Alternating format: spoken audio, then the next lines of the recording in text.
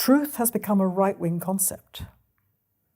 You cannot say it, because if you say it, you are considered right-wing, and to be right-wing is to be in league with the forces of evil.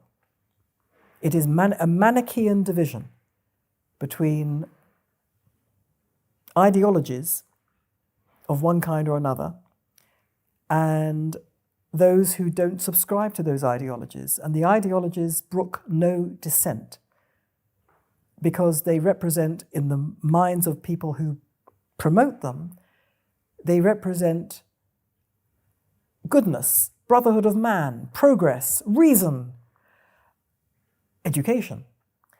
And anyone who opposes them is against all good things.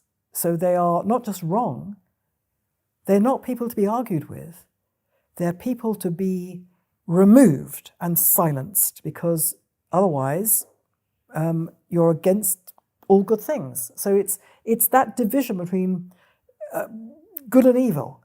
And unfortunately, if you stand up against an ideology like,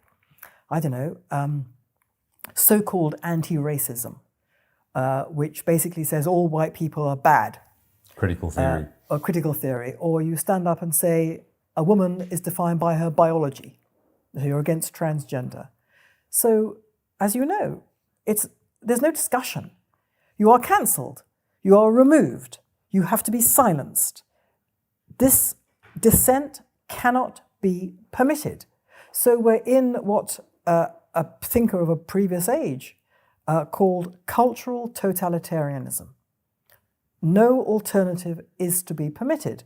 Now, first of all, that is an assault on individual freedom, freedom of expression and freedom, but it's also a complete repudiation of reason. Because if you say there is nothing that you can say that can dissent from my ideology, and you say you're bringing evidence to oppose me, well, that cannot be the case. If you're denying evidence and reality and thinking and engagement with an idea, then you're denying reason itself. And so the irony is that in an age of supposed reason, we're so rational that we've dispensed with religion. Only idiots have any kind of religious sense because it's not based on reason. That's the thinking. So we're so rational we've got rid of religion, and yet we are repudiating rationality completely.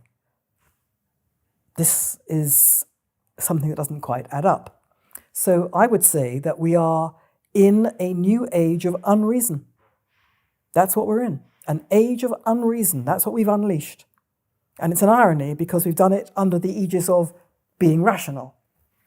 But in getting rid of religion, we have unleashed an age of unreason. And what follows from that is the erosion of freedom, freedom to think, freedom to speak, freedom to act, and a complete confusion about where the limit should be drawn between what I want and what others need. My duty to others and my wish to realize my own potential. In other words, it's I versus we, and all those things. And the confusion is epic. But that's where we are. But again, we have no cultural leaders, religious, political, whatever, standing up saying this. And I'm sure, I may be naive, but I'm pretty sure that what I'm saying may not be thought about in these terms by many people. But I'm pretty sure that if leaders got up and said this, it would start striking chords, because people need to live in a society which is civilized, which looks after the welfare of others rather than yourself. We all know this, but we've kind of allowed ourselves collectively to ignore it and push it to one side. It requires leadership. We don't have it. That's the problem.